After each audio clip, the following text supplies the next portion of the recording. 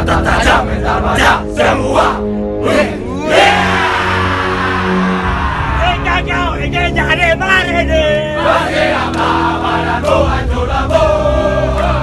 Dengan bola negara di tempat dalam kerasnya dirikan komando. Membandingkan militer Indonesia dan Amerika memang adalah hal yang konyol.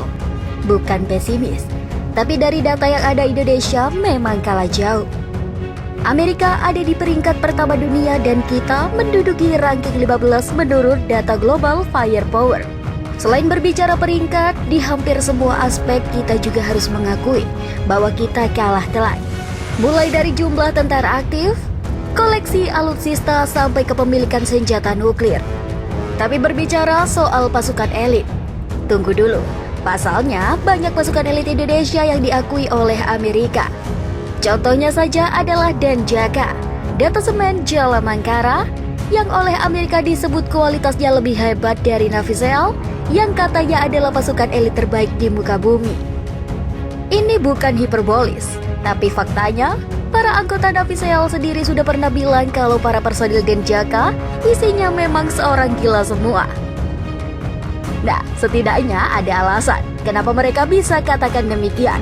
Sebab para anggota Navy SEAL secara rutin melakukan latihan bersama Denjaka dan mereka kerap dibuat geleng-geleng kepala jika melihat latihan para personel Denjaka yang tergolong ekstrim dan sangat berbahaya.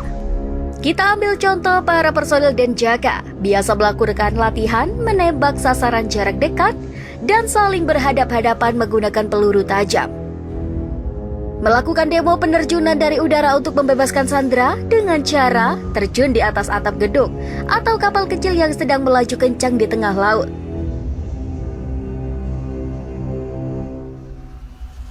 Oke, sebelum lanjut videonya, Mimin ingetin dulu untuk klik tombol like dan subscribe-nya ya. Dan jangan lupa, aktifkan tombol lonceng notifikasinya juga. Sebagai pasukan khusus yang dibentuk oleh TNI Angkatan Laut, para personel Denjaka memang merupakan orang-orang pilihan dan terbaik satuannya. Bahkan para anggota Denjaka ini adalah para personel terbaik yang semula sudah bertugas di pasukan khusus TNI Angkatan Laut, yakni Komando Pasukan Katak atau Kopaska dan Intai Amfibi Marinir atau Taifib. Dengan kesemuanya ini, sudah bisa diketahui bahwa satuan elit ini akan banyak bertempur di tempat yang bermatra lautan. Dan selain penguasaan ilmu bertempur, Denjaka juga dibekali ilmu kejiwaan dan analisa situasi khusus. Sebelum melancarkan serangan, biasanya diajukan tim pendahulu yang bertindak sebagai negosiator dengan penjahat, teroris, atau perampok. Di samping tujuannya biar tahu apa yang dituntut. Dari negosiasi ini juga Denjaka bisa mengukur berapa lama waktu yang unit serbu butuhkan untuk melumpuhkan teroris. Jadi negosiator Denjaka ini bertugas membaca peta kekuatan musuh, tipu muslihat sekaligus kelemahan mereka. Bila upaya negosiasi berjalan buntu, maka unit serbu segera dikerahkan, terbagi dalam 3 tim: air, bawah air, dan lintas udara. Setiap tim akan beranggotakan 12 prajurit dengan spesialisasi beragam, seperti penjinak bom, medis, ahli komunikasi, elektronik, termasuk handal dalam teknologi dan informasi. Nah, dengan ketiga tim ini, Denjaka akan membutuhkan waktu sejak masuk ke lokasi penyerangan dengan menggelar serangan dadakan hingga evakuasi personel tak kurang dari 15 menit.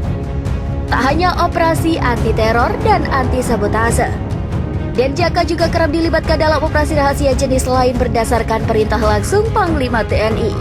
Dan hingga kini, keberadaan satuan ini terkesan dirahasiakan. Bahkan penugasannya pun acap kali tak diakui atau tak tercatat secara resmi di markas besar TNI. Nah, semoga video ini bermanfaat buat kalian semua ya. Kalau kalian suka dengan video ini, jangan lupa untuk klik tombol like. Dan kalau belum subscribe, Mimin ingetin dulu untuk klik tombol subscribe-nya ya. Dan jangan lupa, tuliskan juga komentar kalian di kolom komentar. Sampai jumpa di video selanjutnya. Mental baja semua. Amerik, prajurit, komando, otot nyawat, tulang besi, mata tajam, mental baja semua.